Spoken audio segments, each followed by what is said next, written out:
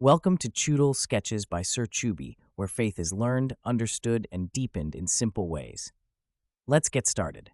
Welcome, friends. I'm Sir Chuby. To understand marriage, we look to St. Thomas Aquinas. Though he died before finishing his masterwork, the Summa Theologiae, his students compiled his lectures into the Supplementum. This is where we find his deep insights into the ends or goals of marriage, which give this sacred journey its destination.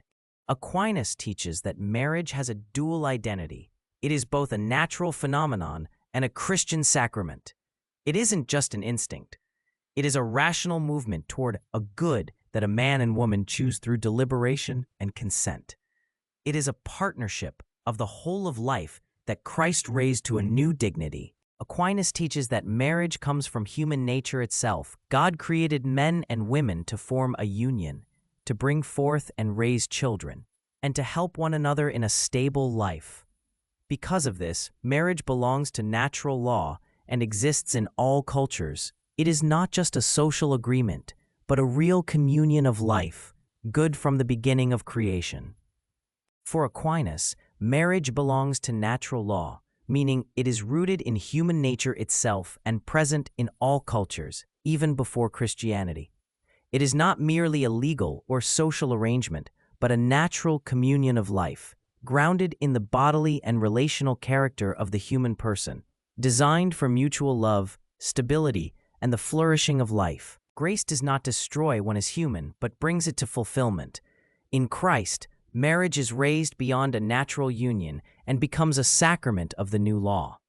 Through this sacrament, ordinary married life becomes a channel of grace, strengthening spouses to live faithful, enduring, and self-giving love in holiness. In Christ, marriage becomes more than a natural bond between spouses. It is a means of salvation, where everyday love, sacrifice, and fidelity become paths to holiness.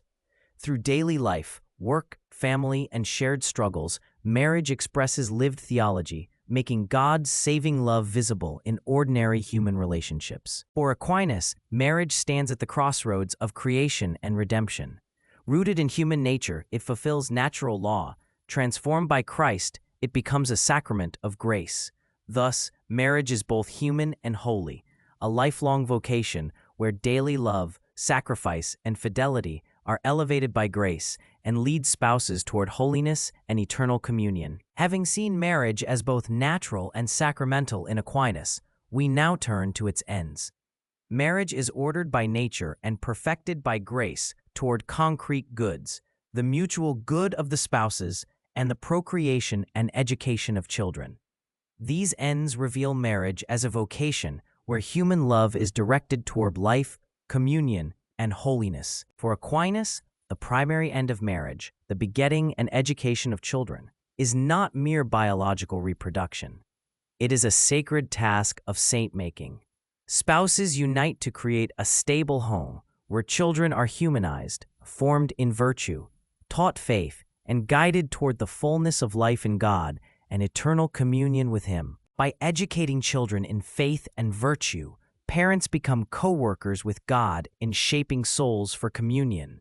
Through prolass, marriage opens outward to the future, serving not only the family, but the church and society, ensuring current love bears fruit that endures beyond one generation.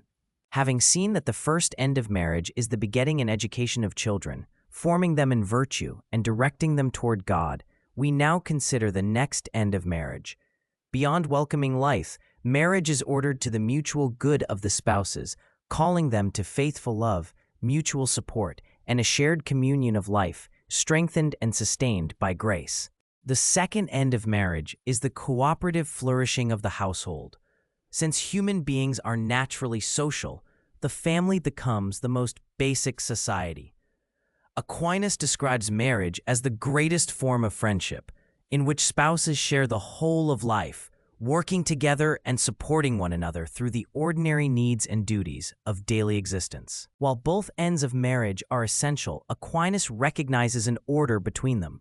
The unitive good of mutual support is oriented toward and serves the procreative good. This does not diminish spousal love, rather it directs it outward. Married love is meant to remain open to life and ordered toward the flourishing of the family, the wider community, and the church. Marriage is a natural partnership ordered toward children and the faithful love of spouses. Keeping these ends in view gives direction, clarity, and purpose amid life's trials.